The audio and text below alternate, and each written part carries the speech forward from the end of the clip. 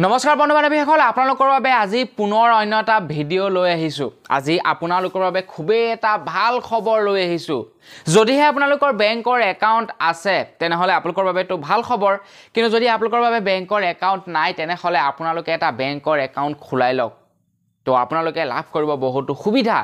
তো বন্ধু-বান্ধৱীসকল কোন বেংকত একাউণ্ট খুলিব লাগিব কি কেনে ধৰণৰ একাউণ্ট খুলিলে আপোনালোকে চৰকাৰৰ পৰা সুবিধা পাব মই আজি ইয়াৰ বিষয়তে কম গতিকে বন্ধুসকল মই শ্ৰী পাঞ্জি গৈ আপোনালোকে চাই আছে আপোন নিউজ আহক আৰম্ভ কৰোঁ আজিৰ ভিডিঅ' তো বন্ধু-বান্ধৱীসকল ভিডিঅ'টোৰ আৰম্ভণিতেই আপোনালোকলৈ এটা সৰু ৰিকুৱেষ্ট যদি ভিডিঅ'টো ভাল লাগে তেনেহলে মোৰ ভিডিঅ'টোত এটা লাইক কৰি থৈ যাব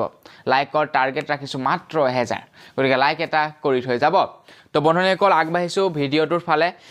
প্ৰথমে জনাই লওঁ যে কি বেংকৰ একাউণ্ট খুলিলে আপোনালোকে চৰকাৰৰ পৰা এতিয়া সুবিধা পাব তো আপোনালোকে জনধন আঁচনিৰ অধীনত একাউণ্ট খোলাব লাগিব যদি আপোনালোকে জনধন আঁচনিৰ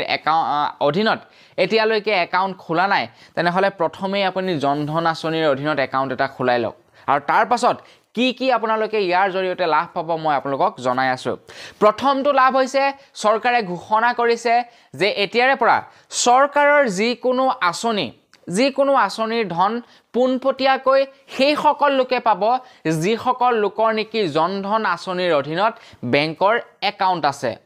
তো আপোনাৰ বাৰু জনধন আঁচনিৰ অধীনত একাউণ্ট আছে নে নাই মই কমেণ্ট কৰি জনাবচোন তো বন্ধুসকল ইয়াৰ পাছৰ যিটো নেকি ভাল খবৰ সেই খবৰটোৰ ফালে আগবাঢ়িছোঁ যে জনধন আঁচনিৰ একাউণ্ট এতিয়াৰে পৰা 10 বছৰৰ ওপৰ হোৱা প্ৰত্যেকজন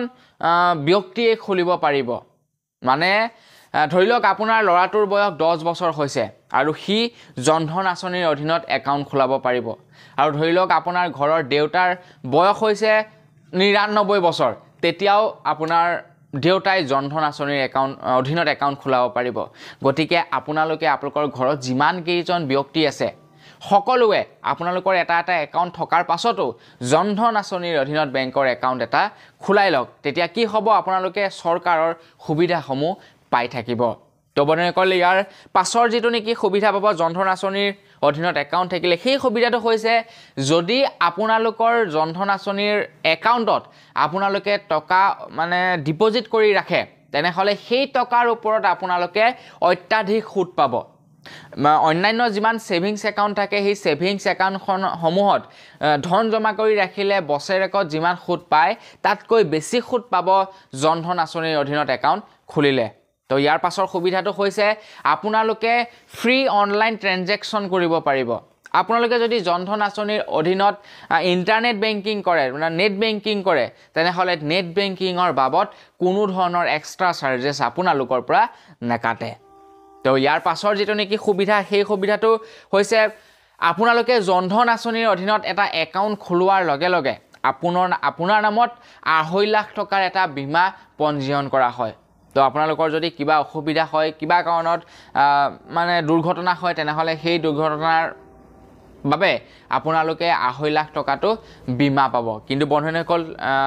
এই বীমাটো কেনে ধৰণৰে পায় ইয়াৰ বিষয়ত কিন্তু উল্লেখ কৰা নাই তো বন্ধুসকল এইটোৱে হৈছিল আজিৰ দিনটো জনাবলগীয়া খবৰ মোক কমেণ্ট কৰি জনাওকচোন বাৰু আপোনাৰ জনধন আঁচনিৰ অধীনত বেংকৰ একাউণ্ট আছে নে নাই